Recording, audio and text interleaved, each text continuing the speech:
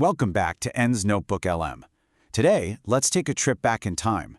We're going to 1995. The internet was this weird, new, exciting frontier, and one of its very first pioneers saw a massive fork in the road ahead. He had this incredible, powerful vision for what it could all become, but also a pretty stark warning about a dream that was in danger of being snuffed out before it even really began. So back in 1995, there's this guy, Michael Hart. And get this, he'd been working on the internet since 1971, way before most people even knew what it was. And he writes this passionate manifesto. He basically argued that this new digital world was standing at a crossroads, staring down two completely different futures. One was this amazing utopia of shared knowledge for everyone, and the other? Well, the other was just a high-tech version of the same old power games we've always seen. You know, Hart's vision, it was pure science fiction, and he totally owned it. For him, the early internet wasn't just some clunky network of computers in university basements. No, he saw it as a real-world, honest-to-goodness, primitive version of the technologies from Star Trek. And that tells you everything about how absolutely revolutionary he believed this new tool could be. Okay, so first he saw it as the communicator.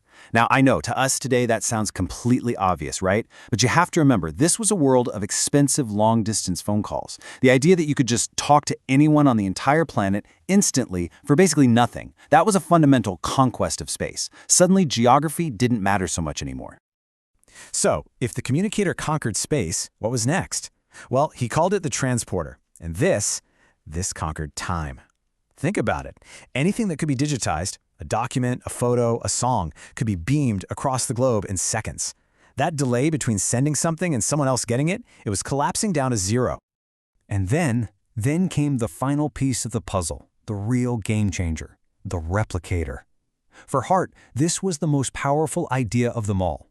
Anything digital could be copied, perfectly, an infinite number of times, at pretty much zero cost. This wasn't just about beating space or time. This was a technology that could actually conquer the very idea of scarcity itself.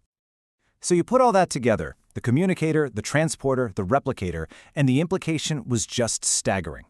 Hart realized that for the first time in all of human history, we had the actual technical ability to give every single person on Earth a copy of every book, every piece of art, every song. It was a vision for an unprecedented, universal library of human knowledge available to absolutely everyone. But here's the thing. Hart didn't just sit around and dream about this future. He had been quietly, and for a long time, pretty thanklessly, building a piece of it himself for decades. He was doing this long before the World Wide Web was even a thing. He called this the bright side of the story. I mean, just look at this timeline. It shows you how long he was in the wilderness with this idea. Way back in 1971, he literally sat down and typed the entire Declaration of Independence into a mainframe computer, creating the very first e-text. And for the next 17 years, crickets. He was mostly ignored. Some people probably thought he was crazy, but he just kept going, driven by that one single vision of a free, universal library. And that became the foundation of what he called Project Gutenberg. But you know how these stories go. Just as Hart's dreams started to get some real momentum, a powerful opposition started to build. He saw a huge battle brewing against a group he called the information rich, basically the established powers who benefited from knowledge being rare and expensive. He called this part of the story the dark side.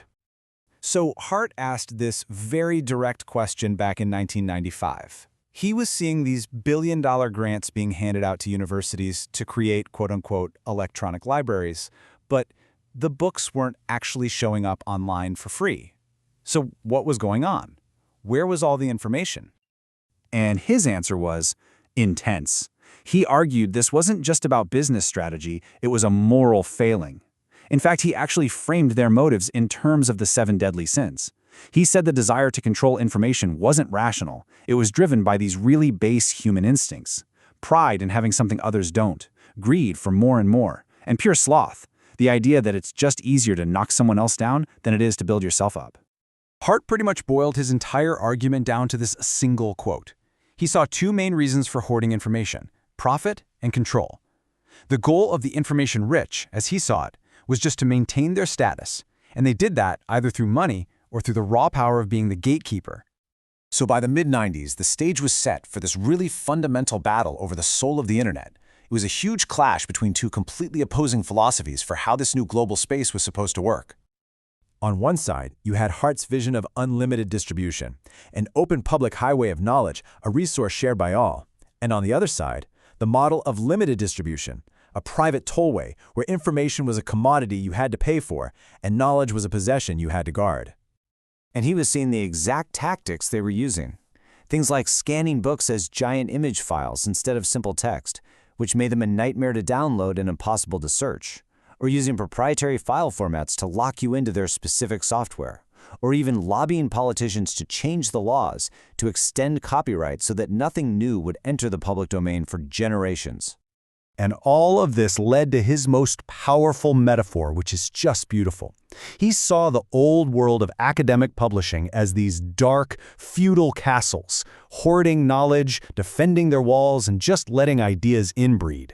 His vision for the internet was the exact opposite of that. It was a chandelier, a brilliant, dazzling source of light, sending out sparkles of knowledge in every single direction, illuminating everything for everyone and creating endless new connections.